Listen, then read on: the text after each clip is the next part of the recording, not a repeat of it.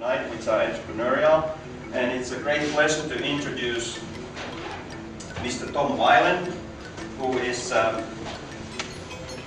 entrepreneur, venture capitalist, former CEO, you name it. I think the highlight of Tom is that on his resume he lists that he speaks Latin. So ask who you speak Latin with. So it's the every Roman I meet. Any Romans he meets. He has traveled almost 100 countries, 186, and so vast amount of experience. But he's also really about education, and we know each other for whatever, 28 years now. It's 84. Yeah, since 84. Yeah, good evening everybody. Today I'm here to represent China Fine Wines, and the company is so new that at the end of your session today, the three partners, of which I am one, will actually physically sign the operating agreement for this company here. We basically started the venture in December in its current format. We got our first product into the marketplace on January 7th. We have been building up an organization, and the first person who is our brand ambassador in the field went yesterday out for the first time in the marketplace. So this is really early on. I mean, there's a longer history than what I'm talking about here, and I will address that history. But first I'd like to introduce the information that we haven't seen before. This is from the Visa Test program, which for the first time China entered as cities into the competition rather than as a country. And Shanghai, as you can see, showed up as winner in each and every category. Jukka will like that Finland is number 2 there and number 3 here. They used to be number 1 last year. So this is clearly talking to the investors, wanted to show that you should be serious about when you apply some 80 to 85% of the market.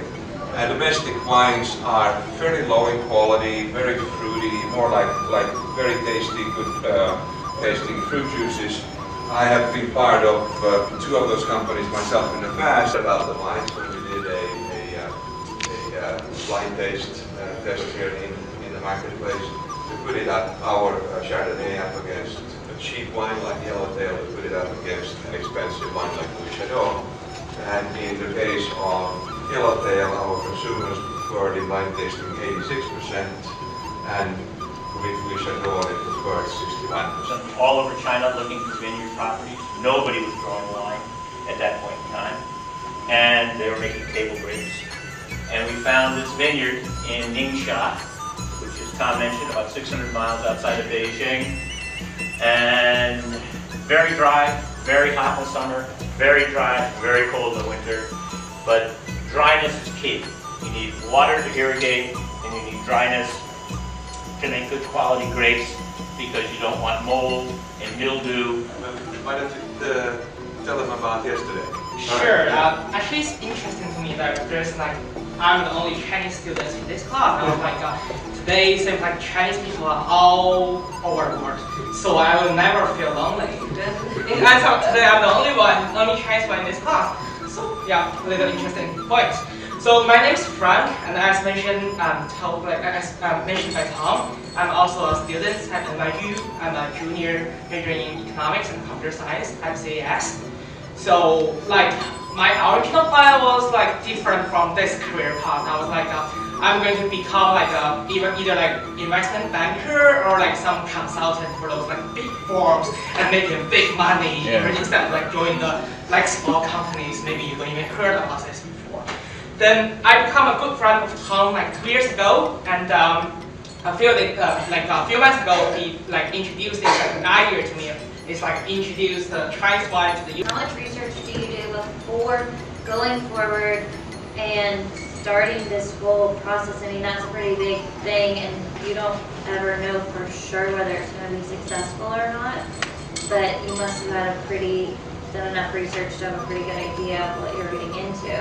So you took my entrepreneurship class year ago. How long is that process? Or did you just go for it? And No, it's I've been 30 years in the industry, so I I've developed a certain level of knowledge with regard to trends and consumer behavior, and the last 7 years I've been consulting for a lot of entrepreneurs in the marketplace, both with wines and spirits like Le Blanc Cachan, Satai, Cool Liqueur, Double Cross Vodka, things like this.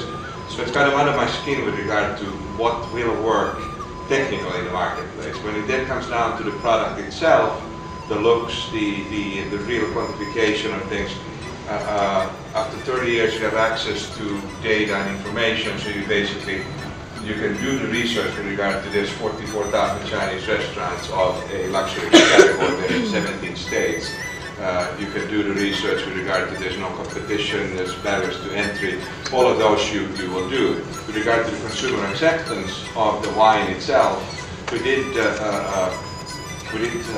study similar to the one that I showed just on one page with regards to what is the consumer acceptance in a blind tasting. I clearly haven't done wines for 30 years. I could immediately, when I tasted the wines, I said for $9.99, I'm going to put these up against anything that's coming out from California or things like this. It's just the knowledge, but with regard to how will the consumer react to the taste. So that we did with blind tasting. How would consumer react?